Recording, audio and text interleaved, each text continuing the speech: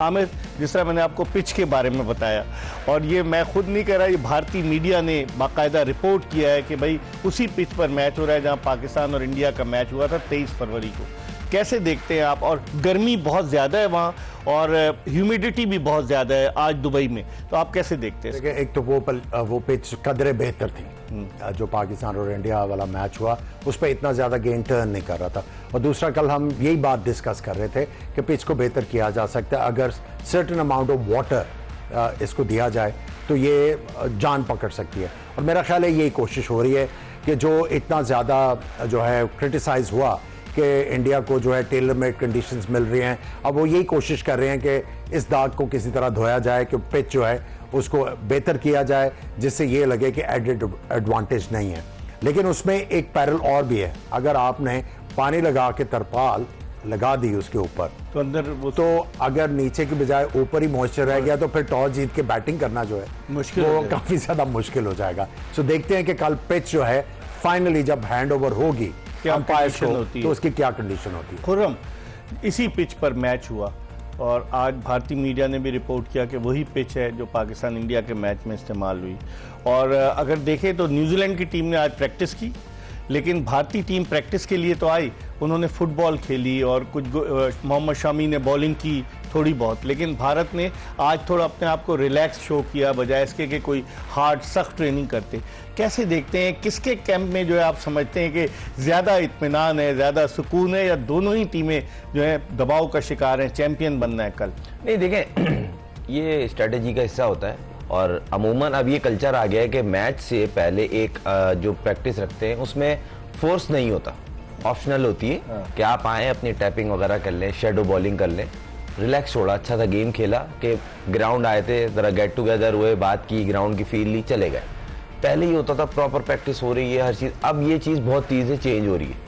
तो वो चीज़ आज आपने जिस तरह बताया तो वो दिखने में ताकि लड़के थोड़ा सा ग्राउंड की फील लेना होता है। और शामी ने आपने बोला शेडो बॉलिंग करी, तो वो भी होगा, मूड है तो मेरा जा रहा हूँ जरा मैं 2 ओवर कर लूँ 12 बॉल, तो वो इस चीज को लेके कि फील में रहे थोड़ा। और जो बैट्समैन होते हैं वो थोड़ा सा टैपिंग वगैरह करते हैं कि बैट्समैन शेप में रहे, अपनी मिडल वगैरह किया, अच्छी फीलिंग्स आ रही हैं, सही है, दैट्स गुड, हम कल देखेंगे इंशाल्लाह। मेन जो चीज है ना, जो आपने शुरू में प्रोग्राम के बोला कि 21 और 17 विकेट स्पिनर्स उनके इस हिसाब से तो बेहतर न्यूजीलैंड वाले, क्योंकि उन्होंने यहाँ मैच खेले, तो ये आपने बड़ा जबरदस्त पॉइंट रेस किया। और ये कहीं ना कहीं अगर कल पिच, मुझे ऐसा लगता है आज भी इतना पानी नहीं दिया गया होगा, अगर उन्होंने कल, अब कल मैच है तो वो डिसेंट पानी देकर हल्का शावर, और उसके बाद उन्होंने अब प्रिपरेशन रेडी होगी उनकी, तो बस अब इसको कवर रख के ज्यादा इसको धूप नहीं लगाना, इतना हुआ ओवर रेडी है। तो मॉइस्चर नहीं होगा जो आमिर कह रहे हैं फिर तो नहीं, अब वही वाली बात है ना, ज्यादा पानी कल दिया होगा, आज मुझे नहीं लगता उन्होंने जो जिस तरह एक है रिवायत शुरू किया तो रुक ही नहीं रहे, कंफर्म ऑथेंटिक हल्का सा शावर मारते हैं ताकि थोड़ा पिच जान रहे। दुबई की सूरत हाल से आगाह कर रहे हैं। नहीं, वो तो वो आपकी रिपोर्ट है,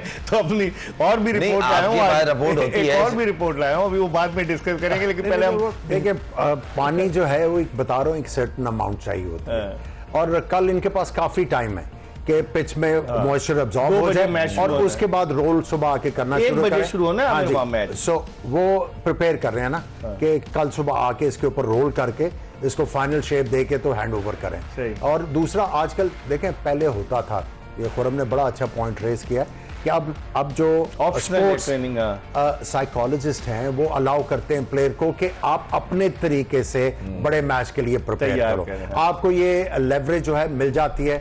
कुछ प्लेयर्स हैं जिनको जाके बहुत ज्यादा जो है वो फील की जरूरत होती है, कुछ प्लेयर्स जो हैं वो वैसे कहते हैं कि यार आज मैंने कुछ नहीं करना, I leave it for tomorrow, कल मैं जाऊंगा ग्राउंड के ऊपर हल्का सा नॉक करके तो I be ready. So I think ये मॉडर्न डे क्रिकेट में नई चीज आई है जो प्लेयर्स को हेल्प भी करती है। आज बड़ा सपोर्ट था खुर्रम विराट कोहली के खास तौर पे, मैंने जो फुटेजेस देखे कि बहुत सारे लोग जमा थे और कोहली के नारे लगा रहे थे, और वो भी लोगों के साथ ऐसे घुल मिल गए थे, ऑटोग्राफ दे रहे थे लोगों के साथ, मतलब शर्ट पे ऑटोग्राफ दे रहे थे।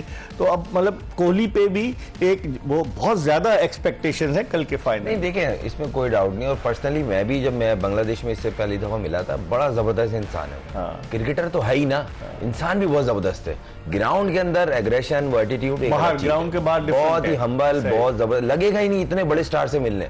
और उसकी परफॉर्मेंस है, वो उसका जो बोलते हैं ना हम मद्दा हो गया इसके, वो इसी वजह से कि वो ऐसे ऐसे मैच उसने जितवाए हैं इंडिया को, और सिंगल हैंड, जिसके बारे में तकरीबन टीम, खुद की टीम बोलती है ऑलमोस्ट गिव अप कर गए।